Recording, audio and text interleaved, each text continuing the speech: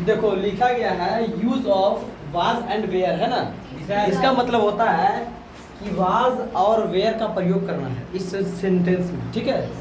अब तक तुम लोग क्लासेस में बनाया है जिस वाक्य के अंत में है, हूँ, हो, है, रहे, तो कर्ता के अनुसार एम इज आर लगाता था और सेंटेंस को बनाता था, ठीक है।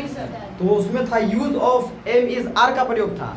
अब इसमें है use of was and were का प्रयोग, ठीक है। समझ गया ना। तो लिखा गया है इसका जो डिफिनेशन है, जो परिभाषा है वो लिखा गया है कि जिस वाक्य के अंत में था, थी, थे, उसमें रहता था है। अब इसको देखना कि वाक्य के अंत में था, थी, थे, ठीक है। था, थी, थे, रहे, तो कर्ता के अनुसार, कर्ता जो काम करने का बात बताता, ठीक है, कर्ता के अनुसार वाज और वेयर का प्रयोग करते हैं, ठीक है। समझ रहा है ना। अब तुमको जब ये सेंटेंस मिलेगा ना तो इसके लास्ट में जरूर तुमको था, थी दिखेगा।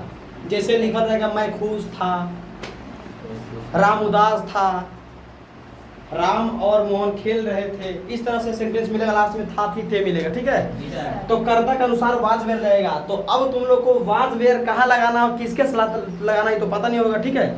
तो इसमें हम बताएंगे। पहले इसको क्या करो, तुम लोग कॉपी पे उतारो, ठीक है। जल्दी से उसको नोट करो, फिर तुमको बताते हैं किसके साथ क्या लगेगा, ठीक है। तब तक हम रोक रहे हैं। देखो अब किसके साथ वाज लगेगा, किसके साथ वेयर लगेगा बता देते हैं, ठीक है। चलो ध्यान देना, है ना। चलो पहले हम वाज पर आ जाते हैं, ठीक है। सबसे पहले देखो आई, फिर ही, सी। ये आई एक ऐसा चीज है ना जिस वाक्य के अंत में अगर है रहता था तो आई के साथ एम लगता था, इतना ध्यान देना।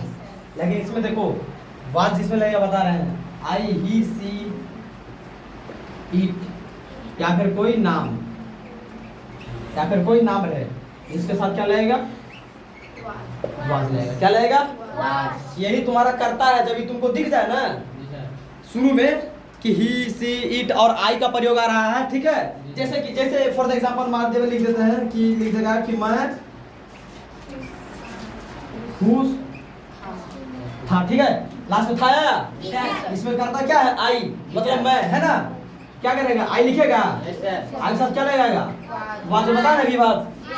उसके बाद क्या है, खुश का इंग्लिश क्या होगा, हैप्पी। बस हैप्पी माने हैप्पी, तुम भी हैप्पी, हम भी हैप्पी, ठीक है। मान गया ना, समझ गया। चलो ठीक है, ये हो गया।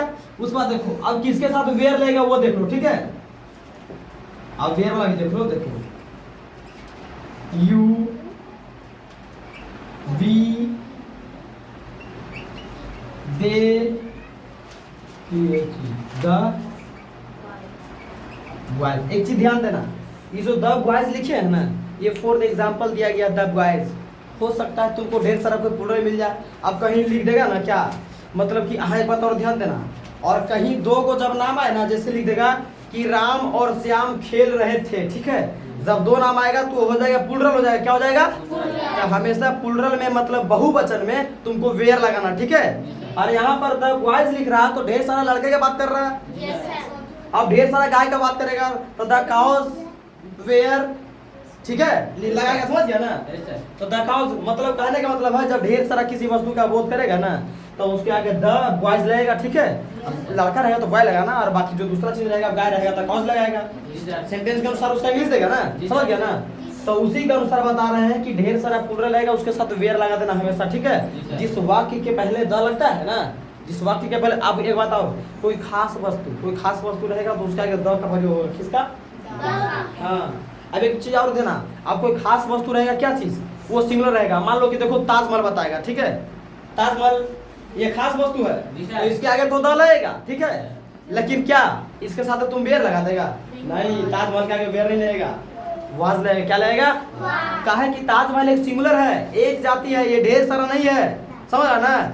सिंगुलर मतलब एक वचन का बात कर रहा, ताजमहल एक ही कोई पूरा भारत में है ना, पूरा भारत छोड़ो पूरा दुनिया में ताजमहल एक ही को है, क्या समझा। हाँ, तो उसके साथ ढेर सारा ताजमहल रहता ना तब वेयर लगा था, बात समझ रहा है। चलो ठीक है, अब इसको देखो, तो इसके साथ क्या लगेगा, वेयर लगेगा। क्या लगेगा, WERE, समझ गया ना।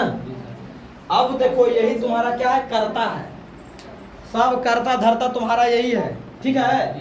अब क्या करना, जब भी ट्रांसलेशन बनाएगा, जैसे फॉर द एग्जांपल इसमें भी क्या बता दे, क्या हाँ जैसे बता देते हैं तुमको, देखो 1 सेकेंड। अच्छा जगह, ठीक है देखते हैं। अब लिख देगा ना, नहीं दिख रहा है, दिख जाएगा, रुक दो।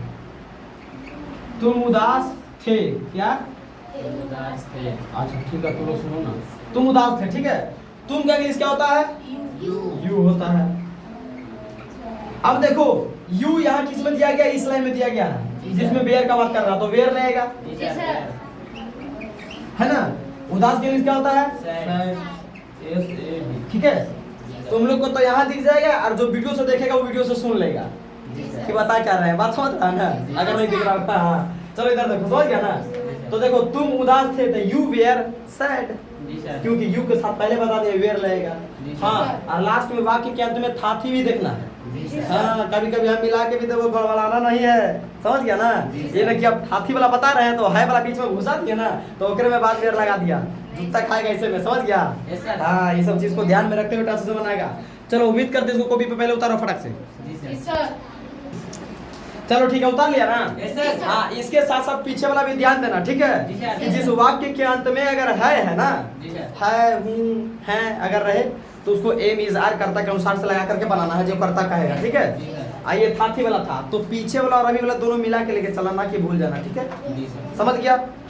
सेंटेंस 3 प्रकार का बनता है, एक अफर्मेटिव सेंटेंस, एक नेगेटिव सेंटेंस, एक इंट्रोगेटिव सेंटेंस, ठीक है। हाँ, अफर्मेटिव मतलब होता है सकारात्मक, नेगेटिव मतलब होता है नकारात्मक, इंट्रोगेटिव का मतलब होता है प्रश्नवाचक, ठीक है। ये तीनों तुमको भी बताएंगे अभी, जस्ट इस वीडियो के बाद तुमको बताने वाला है। उसको उतार लिया, समझ गया। उम्मीद करते हैं तुम लोग समझ गया होगा। जय हिंद, जय भारत, जय श्री राम। शादी ब्याह का माहौल चल रहा है, पूरा ठुमका लगा रहा है, तुम लोग सब देख रहे हैं ना। हाँ, लगा लो, चलो ठीक।